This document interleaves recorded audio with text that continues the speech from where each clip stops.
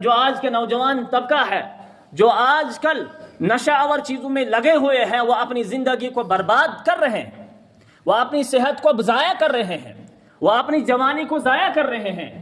وہ نوجوان طبقہ جن کو اپنی زندگی کی قیمت کا کوئی پتہ نہیں، اللہ نے یہ زندگی کیوں دی تھی، کس غرض سے دی تھی، اللہ نے ہمیں دنیا میں بھیجا تھا کس غرض سے بھیجا تھا، کس مقصد کے لیے بھیجا تھا، وہ مقصد آج ہم بھول چکے ہیں۔ ہمارا اس دنیا میں آنے کا مقصد کیا تھا میرے دوستو؟ ہمیں جو اللہ نے جوانی دی ہے، اللہ نے ہمیں جو صحت دی ہے، اس صحت کی نعمت سے نوازا ہے میرے دوستو، اس صحت کی نعمت کو ہمیں کہاں پر خرچ کرنا چاہیے تھا، اس چیز کو بھی ہم بھول گئے ہیں۔ جوانی کہاں خرچ کرنی تھی، اللہ کا حکم کیا تھا، رسول اللہ صلی اللہ علیہ وسلم کا اس کے بارے میں کیا ارشاد تھا، لیکن ان ارشادات کو بھول چکے ہیں۔ رب کے یہاں اس زمانے کے بارے میں پوچھ ہوگی، اللہ کے یہاں پوچھ ہوگی نہیں ہوگی، چاہے وہ بزرگ ہو، چاہے جوان ہو، چاہے بچہ ہو، عورت ہو، مرد ہو، کوئی ہو، مسلمان ہو، غیر مسلم ہو، سب سے اس جوانی کے بارے میں کل قیامت کے دن پوچھ ہوگی۔ ہمیں جواب دینا ہوگا کل قیامت کے دن کہ ابن آدم کے قدم اپنی جگہ سے نہیں ہٹیں گے، اور جب تک نہ ان 4 چیزوں کے بارے میں سوال پوچھا جائے گا، جب تک نہ اس کے جوابات دیں گے۔ اس میں سب سے پہلے جو چیز آتی ہے وہ عمر آتی ہے کہ اللہ نے آپ کو عمر دی تھی، اللہ نے آپ کو جوانی دی تھی، یہ بتاؤ کہ تم نے جوانی کہاں خرچ کی، مجھے بتاؤ یہ جوانی یا زندگی تم نے کہاں خرچ کی، کہ اچھے کاموں میں خرچ کی یا برے کاموں میں خرچ کی، اس کے بارے میں سوال ہوگا۔ مالدار کو پوچھا جائے گا میں نے مال دیا تھا، مجھے بتائے وہ مال کہاں خرچ کیا، کہ اچھے راستے میں خرچ کیا یا جو گناہ کے کاموں میں خرچ کیا، جب تک نہ اس کا وہ جواب دے گا تب تک اس کے قدم اپنی جگہ سے نہیں ہٹیں گے۔ ایک عالم کے بارے میں پوچھو گی کہ علم جو آپ نے حاصل کیا، اور اس علم کے بارے میں پوچھو گی کہ آپ نے جو علم حاصل کیا آپ مجھے بتائے کتنا عمل کیا اس علم پہ۔ لہذا ان چیزوں کو ہمیں جو ہے خیال رکھتے ہوئے، مد نظر رکھتے ہوئے اپنی زندگی کو جو ہے اللہ اور اس کے رسول کے احکام کے تابع گزارنی چاہیے۔ انشاءاللہ گزاریں گے نہیں گزاریں گے، کوشش کرنی ہے، ہمیں مرتے دم تو کوشش کرنی ہے۔ دیکھو کوشش تو کرنی ہے، کوشش ہمارا کام ہے، اور کوشش پر کھڑا کروانا کس کا کام ہے؟ اللہ کا کام ہے۔ کوشش ہم کریں گے۔ جب ایک زمیندار آدمی جب وہ جو ہے زمین کے اندر بیج بوتا ہے، بیج ڈالتا ہے، تو وہ کوشش کرتا ہے، لیکن بیج کو اگانے والی ذات اللہ کی ذات ہے، وہ میں اور آپ نہیں ہے۔ اسی طرح جو ہمیں اس دنیا میں اللہ کے احکام کے مطابق زندگی گزارنے کی کوشش کرے میرے دوستو، زندگی خرچ ہوتی جا رہی ہے، لیکن اس زندگی کو کوئی بھروسہ نہیں کب ختم ہونے والی ہے، کب ہماری شام ہو جائے گی، لیکن ہمیں اس چیز کا پتہ نہیں۔ آج کے نوجوان، میں نوجوانوں سے خاص کر مخاطب ہوں، جو جوان طبقہ ہے جو سوشل میڈیا پر آج کل راتوں دن مشغول ہوتے ہیں، فیس بک پہ موبائل کی بیماری لگی ہوئی ہے میرے دوستو، موبائل پہ نہ جانے ہم کیا کیا چیزیں دیکھتے ہیں، اور ان چیزوں کو دیکھ کر ہم اپنے ایمان کو خراب کر رہے ہیں۔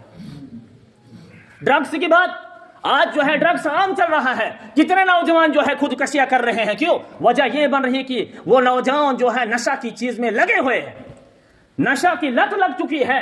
اب بھی وقت ہے کہ ہم اپنی جوانی کو جو ہے اللہ کے احکام پر لگائے۔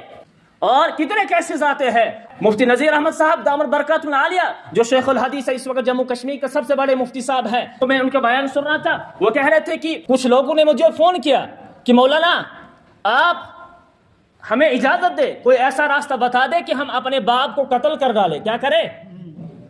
اللہ بچائے، کیا باپ کو کوئی قتل کرتا ہے؟ اور ماں باپ کے بارے میں تو یہ حکم ہے کہ ماں باپ کو آپ حق تک نہ کہو، اف لکم، ٹھیک ہے جی، ماں باپ کی خدمت کر کے جو ہے آپ جنت کماؤ، یہ تو حکم ہے۔ لیکن وہ کیا کہہ رہے ہیں کہ مفتی صاحب ہمیں اجازت دیجئے، ہمیں کوئی ایسا راستہ بتائیے جس سے ہم اپنے باپ کو قتل کر ڈالیں۔ وہ کیوں کریں گے قتل بھائی؟ وجہ کیا ہے، کیوں قتل کریں گے؟ پھر مفتی صاحب نے کہا کہ انہوں نے آگے سے کہا اس لیے کہ اس کو نشہ کی لت لگ چکی ہے۔ اللہ حفاظت فرمائے، کس کی لت لگ چکی ہے؟ نشہ، یعنی وہ بندہ جو ہے وہ نشہ کرتا ہے اور ہر دن جو ہے اپنی پھر بیوی کو مارتا بھی ہے۔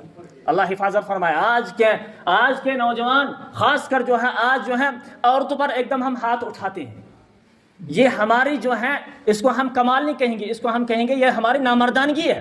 اگر ہم کسی عورت پر ہاتھ اٹھا دیں ہماری مردانگی ہے، یہ ہماری نامردانگی ہے۔ مردانگی تو یہ ہے کہ ہم عورت کو اس کے حقوق دیں، عورت کی عزت کرے، ماں باپ کی عزت کرے۔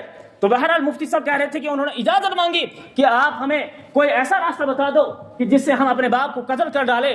کیوں؟ میں نے پھر مختصر کر کہتے کہ میں نے پوچھا کیوں وجہ ایسی کیا وجہ؟ بولا کہ نشہ کرتا ہے اور ہر دن جو ہے ماں کو مارتا ہے، لیکن آج کچھ تھوڑا زیادہ ہی ہو گیا۔ کہہ رہا کہ آج ہماری سسٹر کمرے میں تھی، ہماری سسٹر کہاں تھی، اور والد صاحب گئے ڈائریکٹ ان کے سامنے کپڑے اتار دیے۔ اللہ حفاظت فرمائے، کیا اتار دیے؟ کپڑے اتار دیے۔ میرے بھائی یہ واقعہ سنانے کا مطلب یہ نہیں کہ میں کوئی جو ہے انجوائے کرنے کے لیے یہ واقعہ بتا رہا ہوں، اس لیے نہیں، اس لیے میں بتا رہا ہوں کہ نشہ کتنی خطرناک چیز ہے کہ انسان کو تمیز ہی نہیں رہتی ہے کہ یہ میرا بیٹا ہے، میری ماں ہے، میرا باپ ہے، بیوی ہے، بہن ہے، اس چیز کی کوئی فکر نہیں رہتی ہے، اس چیز کی کوئی تمیز نہیں رہتی ہے۔ یہ نشہ کتنی خطرناک چیز ہے کہ انسان کو قتل تک پہنچا دیتا ہے۔ کہاں تک پہنچا دیتا ہے یہ نشہ؟ قتل تک۔ انسان کو یہ تک پتہ نہیں چلتا ہے کہ میں کیا کر رہا ہوں، اس کو جو ہے اچھے اور برے کی کوئی تمیز نہیں ہوتی ہے۔ یہ نشہ یہ تو صحت کو تو برباد کرتا ہی ہے، آخرت کو تو برباد کرتا ہی ہے، لیکن اپنوں کی بھی کوئی پہچان نہیں رہتی ہے، ماں باپ کی پہچان نہیں رہتی ہے، بہن کی پہچان نہیں رہتی ہے، باپ کی پہچان نہیں رہتی ہے، پھر اس کے منہ میں جو کچھ آتا ہے وہ بول دیتا ہے۔ وجہ یہ ہے کہ اس کے توازن بگڑ چکے ہیں، اس لیے حدیث کے اندر آتا ہے کل مسکر حرام، ہر نشہ اور چیز کیا ہے؟ حرام ہے۔ یہ حرام کیوں ہے؟ اسی لیے حرام ہے کیونکہ انسان کے اپنے توازن جو ہے برقرار نہیں رہتے ہیں، انسان اپنے ہوش و حواس میں نہیں رہتا ہے، انسان کی عقل جو ہے وہ جو ہے اپنی جگہ نہیں رہتی ہے، اس کو حلال و حرام کی کوئی تمیز نہیں رہتی ہے۔ اللہ حفاظت فرمائے نشے سے۔